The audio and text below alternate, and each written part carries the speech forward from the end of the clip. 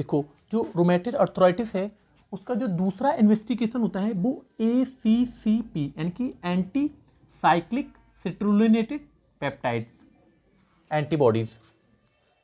ठीक है, तो ACCP है क्या? तो ये ना एक एंटीबॉडीज है तुम्हारी, ठीक है, जो किसके अगेंस्ट बनती है? एक शॉर्ट चेन प्रोटीन यानी कि इसके खिलाफ बनती है। तो जैसे प्रोटीन क्या होती है, उसमें पेप्टाइड बंड होते हैं। तो देखो ये मैंने एक प्रोटीन चेन बना के दिखा रखी है आपको, ठीक है। तो इसमें जो है ये देखो ये यानी कि सिट्रुलिनेटेड पेप्टाइड्स हैं, ठीक है।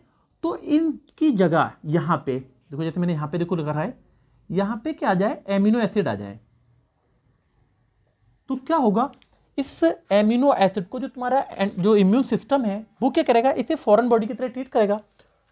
तो जैसे मान लो तुम्हारा जो टी लिम्फोसाइट्स है इसे रिकॉग्नाइज कर लेगा, यानी कि ये हमारी बॉडी की तरह नहीं है, यानी कि तो और ये सिग्नल देगा तुम्हारे बी लिम्फोसाइट के लिए। और बी लिम्फोसाइट का काम क्या होता है? एंटीबॉडीज बनाना। और एंटीबॉडीज बना के ये क्या करेगी? ब्लड वेसल्स में डालती रहेगी।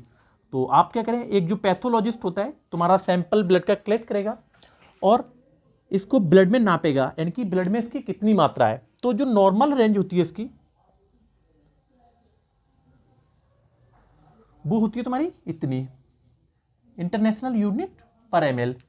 तो अगर इससे ज्यादा हो जाए, यानी कि पॉजिटिव कब होगी? यानी कि 20 से ज्यादा आए, और नेगेटिव अगर 20 से कम है।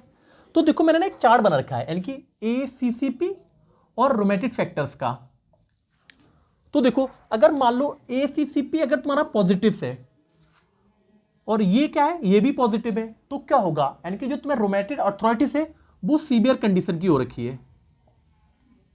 और अगर ये पॉजिटिव है और ये नेगेटिव है, ठीक है, तो इसका मतलब है कि इन फ्यूचर आपको रूमेटॉइड अर्थराइटिस हो सकती है, ठीक है। और मान लो अगर ये नेगेटिव से और ये पॉजिटिव है तो हो सकता है क्या है तुम्हें, यानी कि रूमेटॉइड अर्थराइटिस है। और ये भी हो सकता है कि कोई इन्फ्लेमेशन है तुम्हारी बॉडी के अंदर, ठीक।